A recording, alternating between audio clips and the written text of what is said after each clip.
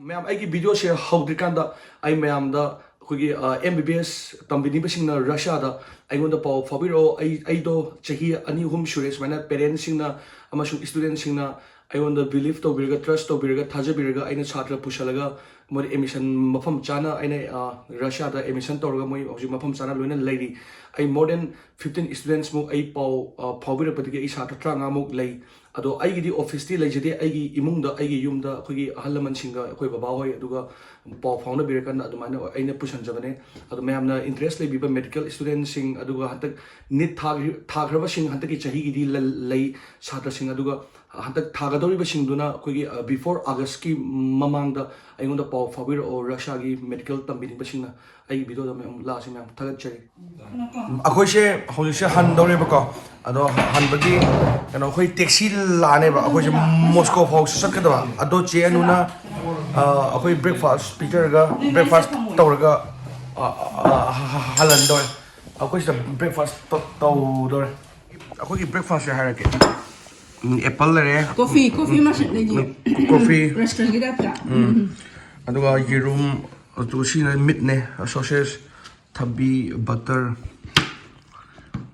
kano aduga bread this is chicken. It's chicken. Take it. Chicken. Yeah. Last time from this one is chicken. soup. Ako imana ba Muslim ne ba ado tar so ko ki pork ma kem te yawde ado halal oiba meat ngata ne ngasi ko chalam da gi sida chenu na breakfast tor ko chalani hojing ngale di ako ki taxi la ne chen oina taxi ko bi bane Blabla, he doesn't trust Blabla. ako ne horen jawraga dialects na ko jawre na hairo ye ako ne jawra dum haira ge chenu ko Tadi lamsang sa pin. Lamsang sa pin na ko haida ni pakat kanina ado jam na hore They all say bro.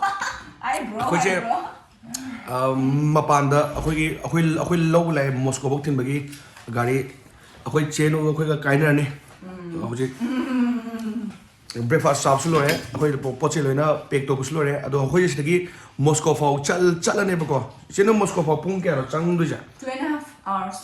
2 sang musway traffic le gadi pung ani daga ani makhai ado traffic da depend tore aduga friend Moscow da yorne aduga Moscow de mu akoina mu lambi mu high gi do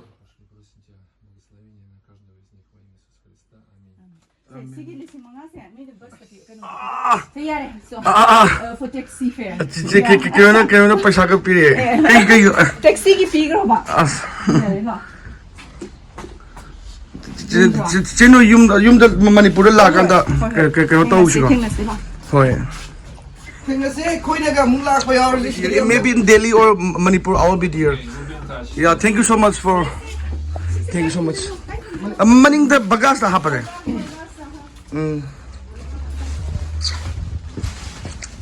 Ako ki taxi sila lai. Ay ki poche staff lagi.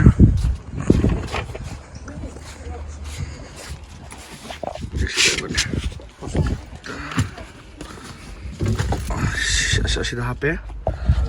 Ay luggage ama khata ne. Ay ki bag hand bag ama khata ne. Chenu gi mugi farm se khogi Moscow de shi am laptop mafam de chap chare shi inkhol tawndari asida moi thabak sunari asida thabak ka lone sunari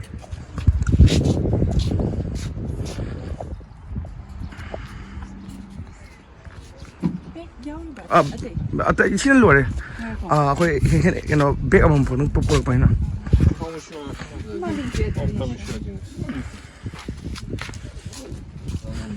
Koi keno khut na yan ba bek amam khatang porak pane ba akhoi gi ina kenti school chakre ina kenti ma di ngarang nungdang whisper me adu so ai friend hapak ma di ina kenti ngarang bye bye ga whisper me ma di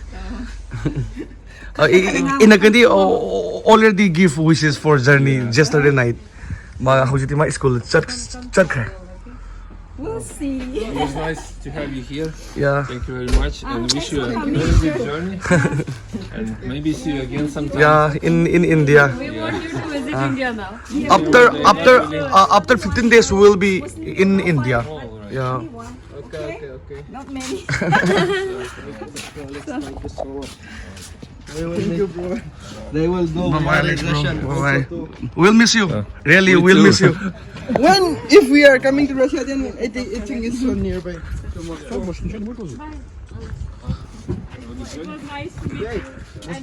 Chino, chalugi ke adu diko. Dilex. See you again. Bye-bye, bye-bye. Bye. Ko si kainaram dai mikop yor. Bye bye. Okay, bye-bye. And so you will have a good journey and Thank you.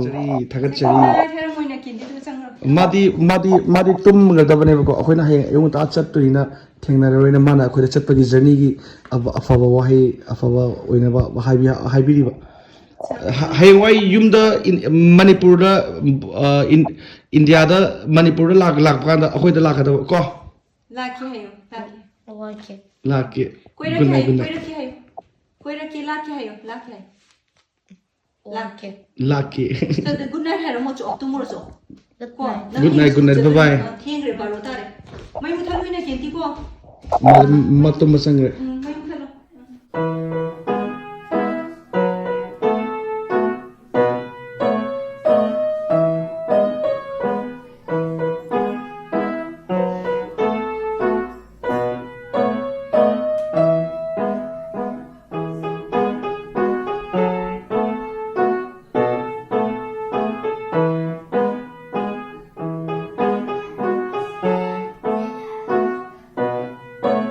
Ako siya hojik siya Moscow da yore ba ko ako che anu dagi imong dagi koi lae aduga che anu do mama na ko ako gi taxi braga pire ko gi 5000 ruble Indian money da hojik lising ni pan 8000 mo re Indian money da ko che anu na aduga ko dialect so na su me am to pire ko gi adu moi da leibu yam na nungai ako gi prof a family ni aduga even che anu na ko gi breakfast adagi midday lunch dinner loina tobi loina aduga even akogi amora kaibo ko ai khungro amot palai bragani am hangbi hostel yamna phajai chenu yam lapna akogi kainer se hari aduga dialect su aduga ina kenti su adubu whenever whatever barrel will be there for you guys ai adum chenu gi matam amada adum ai barrel adum leram gani yum da thoro bakanda su ai adum leram gani any jaga da at any time in any place yum da thorok pa matam da su adum lakpiro aduduga matam ama hekta da ai adum barrel adum chenu gi adum leram gani aduga akoi se stagi di akoi gi mafam da hal lane ba ko yamna nungai mayam ai gi blog se loifog ying bagi thagat chari aduga Manipuri Russian family sumaina lamna ga leibase yamna su nungsi ba aingonda ko chenu do ado aina su hangi still chenu do yum ningsing bra na hangi ba ko ado chenu do yum adum ningsing ina su hai ado man hai ina kentina khara chawra kan daga nupi ga thira kan daga phagadra na hojibo dum ningsing hori yamna emotional su oi ai numit mari ni journey 4 night leram ba do yamna nungai ba fawe ba aingonda yam thi nungai khoi manab sing su ai arab macha aduga khoi lakmine ba khoi Maharashtra dagi ichan khoi pi aduga even samarjit bani su yam nungsi chenu yado mayam la lapna se das dani yai fari mayam mathangi blog tamu thengna se mayam yai fari